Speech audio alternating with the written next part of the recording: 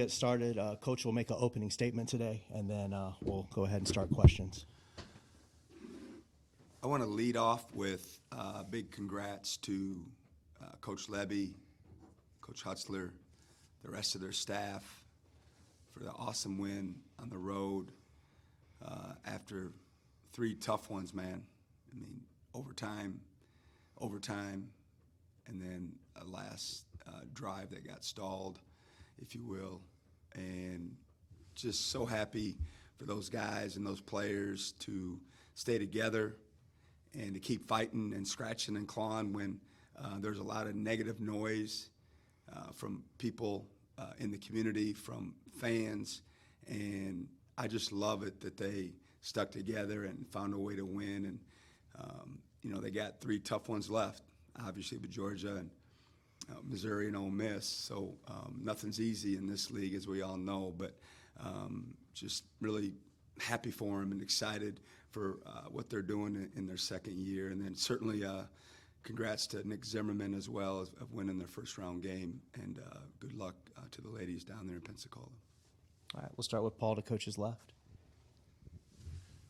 Coach, I know you're never concerned about the scoreboard in closed-door scrimmages or exhibition games, but what just dissecting that film and looking back on that game against Houston, what were some of the main things you took away from the makeup of your team? I know it'll take a while for them to really develop their identity, but what were the things you took away from that game? Well, we could take a punch. We showed that this team can take a punch, and we got hit pretty hard the first 5-6 minutes, and it rocked us. And they got themselves up off the mat and fought back, and it's what we talked about in the locker room after the game, that that was probably the biggest thing in my mind that we did. And I knew it was going to be hard. I knew it was going to be a struggle for us. And we don't do a ton of game planning for those situations. I just like to see how they react to the other team and what they're doing. But I thought, for the most part, that they handled the intensity of the game. I mean, the first 5 minutes, we had 3 kids that had blood on them. And I love how Coach Sampson runs his team and his culture and how they practice. I'm sure I've never seen it, but I've heard a lot about it. And then how they compete, and the results speak for themselves. So when we got the game finally organized, I was just couldn't be more excited about that opportunity. And hopefully there'll be learning lessons for us as we start the season. But talked a lot about valuing the ball and making tough decisions under duress, because the way they defend, that they put you in those situations. But I really liked the energy that our kids maintained throughout the 40 minutes, all the way down the bench, on the floor. So we'll see if those lessons are going to help us here going forward. We'll stay front row with Sam. Yeah, now that you've gone through the full off season and it's finally game week, how do you just feel about your group and your team right now heading into the first game? I can't remember if I shared it with you folks or just with a bunch of people that I talked to. I kept telling my staff that, I just don't feel like we've embraced who we are. I know who we want us to be, but eventually this team will morph into who they are. And I was frustrated because I didn't feel like we were getting there. And I think a lot of coaches and teams throughout the country are probably in a similar boat, just because of the reality of having so many new players. And, it's like a young person. They're forming their personality on the fly, and it's taken us a little bit longer. And I don't know when we'll get there. Hopefully we will soon, but we're certainly not there yet. But like anything in life, you need to have some adversity and some tough times to be able to rally together or not, to decide, what your makeup's going to be, what you're going to stand for. And like I alluded to earlier, certainly the Houston experience was a step in that direction. We'll go second row to Coach's right with Jacob. Coach, what are your impressions of North Alabama, and what can you kind of tell us about them? Yeah, again, it's really difficult, more difficult than ever in these early season games because of roster turnover. They were terrific last year. They had a great season. I think they won 24 or 25 games, made the NIT.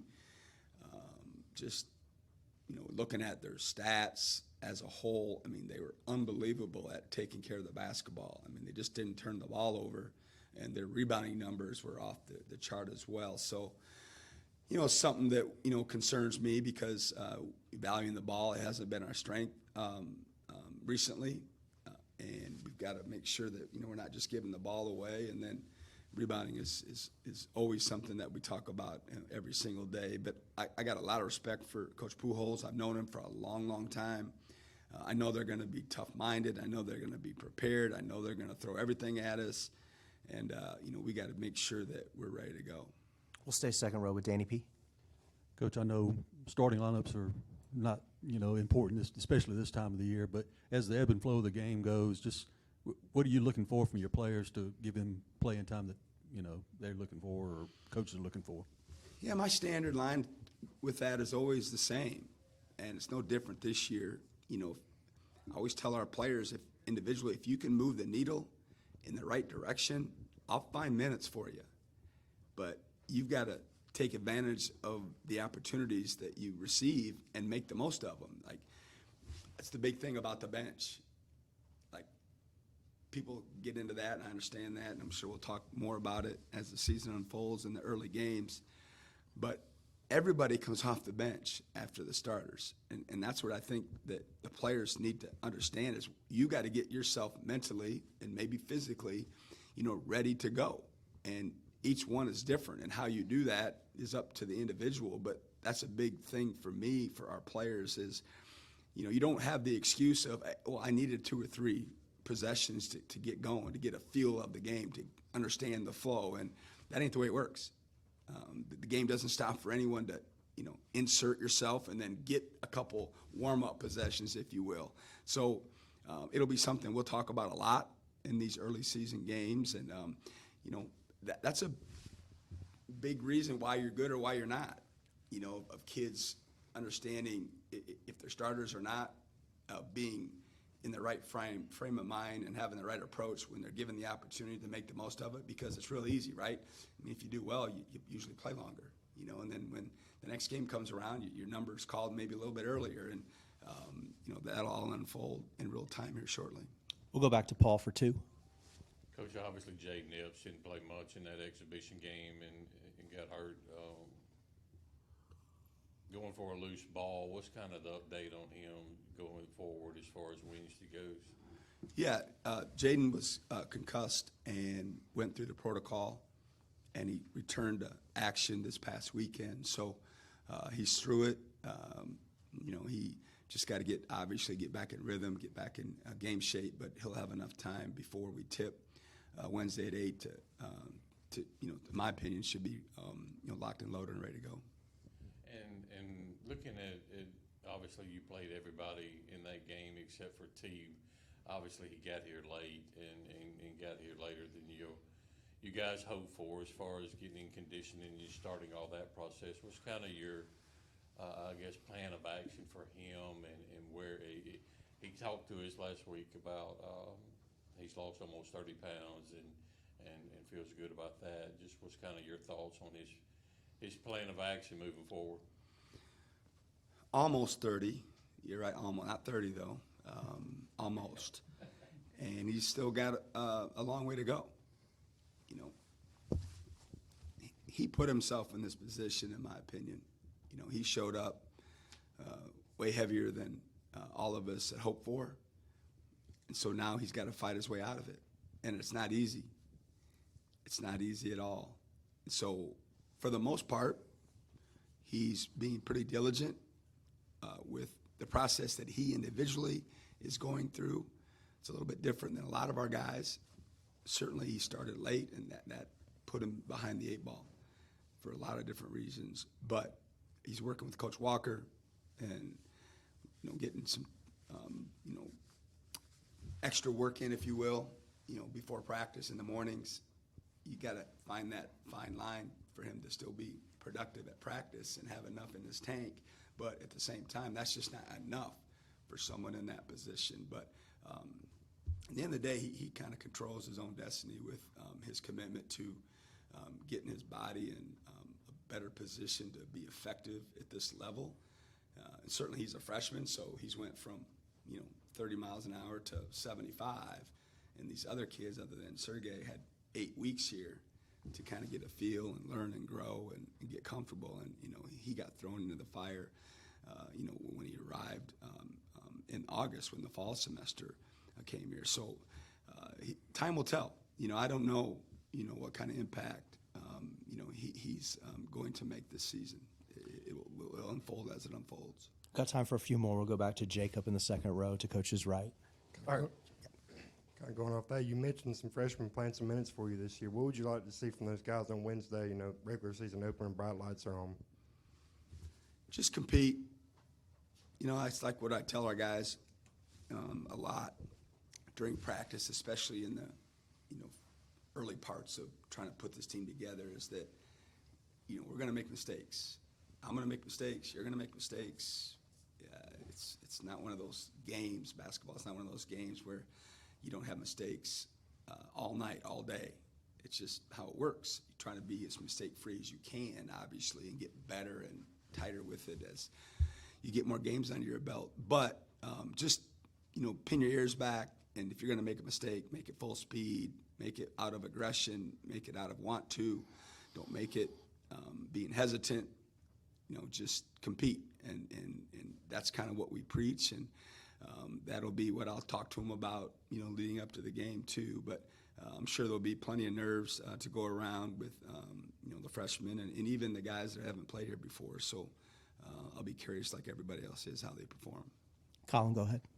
Coach, kind of going back to Sergey, I guess, could you speak to the process from your perspective as a head coach of what goes into evaluating a player like that from overseas, as well as the work that goes into, support staff and bringing him over and acclimating?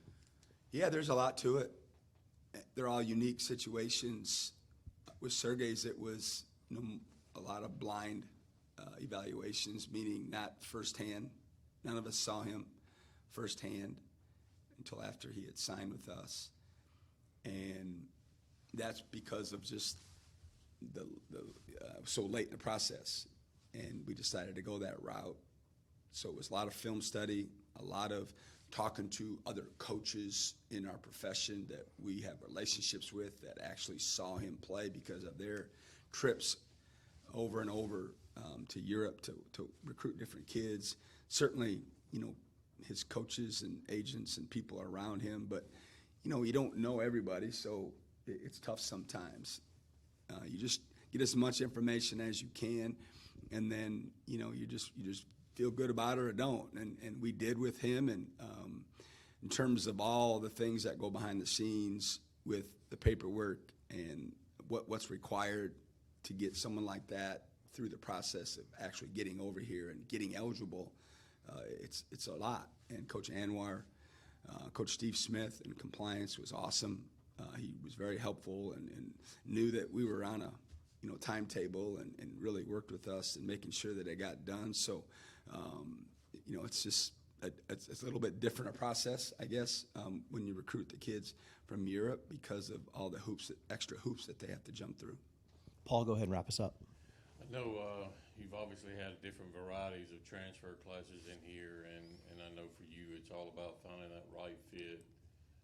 But just you've been around the guys a whole lot more than we have, seeing them interact with each other and the mixture of freshmen and veterans and transfers, they seem to like each other. They talk a lot about how they hang out more together off the court. And Josh and Sean said seems to be more of togetherness with this group.